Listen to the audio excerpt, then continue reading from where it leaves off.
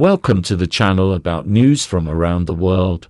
While you subscribe and like it, we're going to start. It would seem that just yesterday such Middle Eastern countries as Israel, Saudi Arabia and Turkey, which were unbiased towards Russia, are now changing their position due to certain signals from the outside.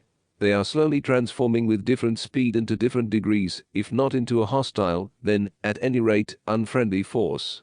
This is especially true for Israel, which, with the onset of the crisis, sided with the Ukrainian regime, condemning Russia, although for many years before that, without taking into account the disagreements on the Syrian issue, there were generally favorable partnership relations. Now there is no trace of the former foreign policy cooperation. In this regard, a curious news that deserves our attention is that US aid to the Jewish state will be curtailed. Naturally, its power and influence in the region will not weaken immediately for subjective reasons. But it will happen one way or another. And it will happen because of what? Take 3 guesses. That's right. Because the US budget is being drained by the support of Ukraine. As a result, the Arabs can relax a bit. The American financial satellite, it seems, will cease to be such in the near future. By the way, the Israelis should be grateful to the Russians and the USSR for many reasons. In particular, at least for the fact that in due time we gave the green light to the formation of a Jewish state in Palestine.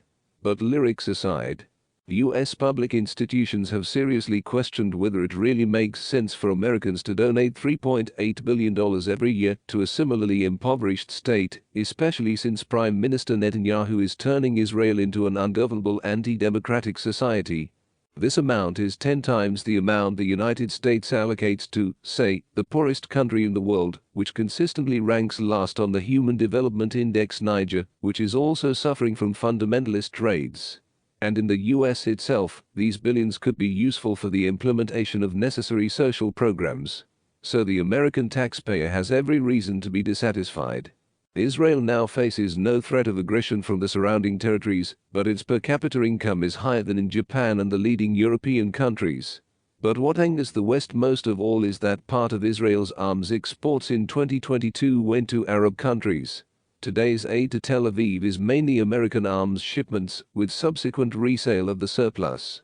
In fact, it is not so much direct assistance to Israel as a veiled provision of a guaranteed portfolio of orders to American MIG contractors. Self-delusion for profit, that's all. Israel's retired Justice Minister Yosef Beilin is categorical. Israel should refuse American aid, otherwise the Yanks will remind us of it someday anyway. Free cheese is only in a mousetrap. Daniel Kurtzer, former U.S. ambassador to Israel, characterizes the problematic situation as follows. Israel's economy is self-sufficient and does not need outside help, while security support distorts it, creating an impression of dependence and a sense of dependency. Alas, U.S. aid does not give Washington leverage over the Netanyahu government's decision-making.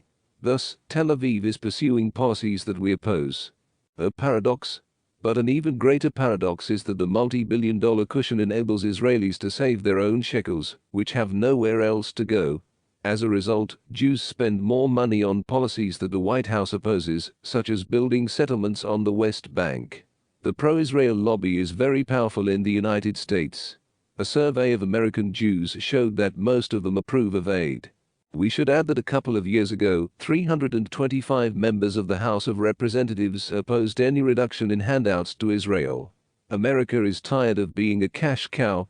Concerns about the risks potentially emanating from Iran make it impossible to begin withdrawing U.S. support tomorrow. However, two-time U.S. ambassador to Israel Martin Indyk also believes that the time has come to cut off aid. Israel is perfectly capable of withdrawing from it, and for Israel's own good, it needs to stand on its own 2 feet. Jeremy Ben-Ami, president of the American human rights group J Street, recommends a discussion on how best to use the $40 billion in U.S. tax revenues is a good place to start. Instead of a serious conversation, however, it is likely to be a caustic cocktail of partisan bickering and political farce.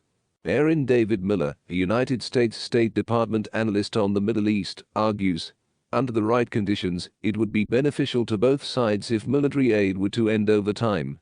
Everyone wins if they find the courage to recognize and do what is not yet publicly spoken about. All in all, we are witnessing the resolution of a pressing foreign policy issue. Unfortunately, experience shows that the lessons learnt in history are quickly forgotten. and no one wants to repeat what has been learned, but we will have to. Thank you for watching. If you're interested, subscribe and leave a comment.